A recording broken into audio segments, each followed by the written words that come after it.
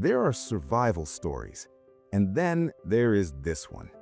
28 men, one ship swallowed whole by the sea, no radio contact with the outside world, no rescue coming, no way out except the one they carved themselves through some of the most violent, frozen, uncharted water on the planet. And every single one of them made it home. This is not a story about luck. This is a story about what human beings are capable of when the alternative is dying on the ice. It started, as so many disasters do, with ambition. In August 1914, Ernest Shackleton set out from London with a crew of 27 men and a mission that would have seemed insane to anyone paying attention. He wanted to cross the entire Antarctic continent on foot, roughly 1,800 miles from the Weddell Sea to the Ross Sea, through terrain no human had ever walked. He called it the Imperial Trans-Antarctic Expedition, and he was convinced he could pull it off. He couldn't, but what happened instead became one of the greatest survival stories in recorded history. Shackleton's ship was called the Endurance. She was built in Norway in 1912, designed specifically for polar conditions, a wooden-hulled bark with reinforced framing and a specially shaped bow meant to ride up onto ice and crush it beneath her weight. She was tough, she was well built, she was no match for what the Weddell Sea had waiting. The Weddell Sea sits on the edge of Antarctica, and it is one of the most treacherous bodies of water on Earth. It is where warm currents from the north collide with the polar cold, creating pack ice that forms fast, moves unpredictably, and can press together with millions of tons of force. Sailors had known for decades that getting caught in it meant getting crushed. On January 19, 1915, the Endurance got caught in it. The ship was still about a day's sailing from her intended landing point when the ice closed in. At first, the crew tried to wait it out. They stopped the engines to conserve fuel and let the ship drift with the ice, assuming a break would come. It didn't. Days turned into weeks, weeks turned into months. By February, it was clear they weren't going anywhere, not because the ship was damaged, but because she was locked in the pack ice as though she were frozen in concrete. They were trapped, and they were drifting. Over the next 10 months, the Endurance drifted north with the ice pack, carried by currents the crew had no control over, covering nearly 1,500 miles across the Weddell Sea without her engines running once. The men kept themselves busy. They exercised on the ice, they fed and played with a sled dog team they'd brought along for the land crossing, they held concerts, they maintained discipline. Shackleton understood, perhaps better than any other commander of his era, that morale was not a luxury, it was survival equipment. But the ice kept tightening, the pressure on the hull was building. By October 1915, the Endurance was groaning, the wooden beams were twisting, water was seeping in. The crew manned the pumps around the clock, but they were fighting a force they couldn't beat. On October 27, 1915, Shackleton gave the order to abandon ship. The men dragged 3 lifeboats and their essential supplies out onto the ice and watched the ship that had been their home for over a year slowly die beneath them. On November 21, 1915, the Endurance disappeared beneath the Weddell Sea. She sank in roughly 10,000 feet of water, carrying Shackleton's Antarctic dream down with her. 28 men stranded on a drifting ice floe with 3 small lifeboats, limited rations, and no way to contact the outside world. The nearest help was over 1,000 miles away. Here is what most people don't appreciate about this moment. Shackleton didn't panic. He didn't fall apart. He gathered his men and told them plainly that the mission had changed. Getting across Antarctica was finished. Getting every one of them home alive, that was the mission now. And then he started planning. The 3 lifeboats, the James Caird, the Dudley Docker, and the Stancomb Wills were their only means of escape. But you can't launch lifeboats onto a solid ice floe. They had to wait. They camped on the drifting ice through the Antarctic winter, surviving temperatures that dropped to minus 30 degrees Fahrenheit, eating seal meat and penguin to stretch their rations, sleeping in tents on ice that could crack open beneath them. Shackleton barely slept. He walked the camp at night, checking on his men, rotating those who were cold into warmer sleeping positions. He was obsessive about equality.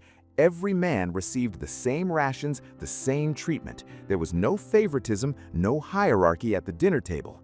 In conditions where small resentments can fester into fatal divisions, Shackleton kept his crew unified. 5 months passed on the ice. They drifted, they waited. The ice shifted and cracked and groaned around them. Then, in April 1916, the ice began to break up enough to launch the boats. What followed was 7 days of open water sailing in Antarctic conditions that nearly killed them all. The Southern Ocean is not merely cold, it is violent. Swells routinely reach 50 feet. Winds hit hurricane force. The spray freezes on contact. The men were soaked constantly, and in those temperatures, wet clothing can kill you within hours. They took turns bailing, rowing, sleeping in shifts, trying not to freeze solid while Shackleton kept watch. They were aiming for Elephant Island, a remote, uninhabited outcropping of rock and ice roughly 500 miles from where they'd abandoned the Endurance site. It was the nearest land, and they desperately needed land. The men had not stood on solid ground in 497 days. On April 15, 1916, they reached Elephant Island. Some of the crew were so overwhelmed they fell to their knees and picked up the rocks just to hold something solid. One man reportedly put pebbles in his mouth. After nearly a year and a half on ice and open water, solid ground felt like a miracle. But Elephant Island wasn't safe. It was remote, barely visited, and completely off any shipping route. No one would come looking for them there. If they were going to survive, someone had to go get help, and the nearest help was the whaling station at South Georgia Island. South Georgia was 800 miles away, across the Drake Passage in a 22-foot lifeboat. Shackleton chose 5 men to make the journey with him. Among them were Frank Worsley, the ship's captain and a masterful navigator, and Tom Crean, an Irish sailor who had already survived 2 previous Antarctic expeditions and was widely considered one of the toughest men on the ice. Together, they crammed into the James Caird, a lifeboat barely longer than a large family car, and sailed north into the Drake Passage on April 24, 1916. 16 days of 60-foot waves and force 12 winds. 16 days of ice forming on the decking and rigging, threatening to capsize them with its weight. They chipped ice frantically with whatever tools they had. They navigated by sextant, and Worsley managed to take only 4 sun sightings during the entire crossing because the skies were almost permanently overcast. Using those 4 glimpses of the sun, the dead reckoning calculations of a genius navigator, and nothing else, Worsley guided them to within sight of South Georgia. They had crossed 800 miles of the most dangerous ocean on Earth and hit their target almost exactly. But they weren't done. The seas around South Georgia's south coast were too violent to land safely, so they were forced around to the north side of the island, which meant a 36-hour overland crossing through the unmapped mountainous interior of South Georgia. No one had ever done it before. They had no map. They had no climbing equipment. They had 1 rope and a carpenter's adze they used as an ice axe. They crossed glaciers in the dark. They descended a waterfall. At one point, trapped on a ridge as night fell and temperatures plummeted, they made a decision that still sounds insane when you say it out loud. They coiled the rope into a crude sled, sat on top of each other in a line, and slid 1,500 feet down an icy slope in the pitch dark, not knowing what was at the bottom. They arrived in a heap, miraculously uninjured, and kept moving. On May 20, 1916, Shackleton, Worsley, and Crean walked into the whaling station at Stromness. The station manager, who knew Shackleton by reputation, reportedly stared at the filthy, frostbitten, half-starved men standing in his doorway and could not believe who he was looking at. Shackleton had been missing for almost 2 years. The rescue of the men on Elephant Island took 4 more attempts. Pack ice repeatedly turned back the first 3 ships. It wasn't until August 30th, 1916, more than 4 months after they'd been left on the island, that Shackleton finally broke through on a Chilean vessel called the Yelcho and reached the shore where his 22 men had been waiting. Every single one of them was alive.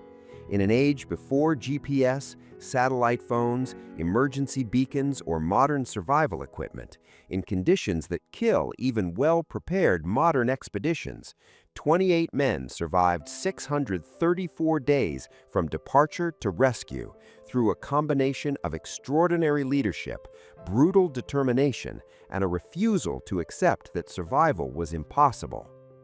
There's a line that's often attributed to Shackleton. Whether he actually wrote it or not, it captures something true about who he was.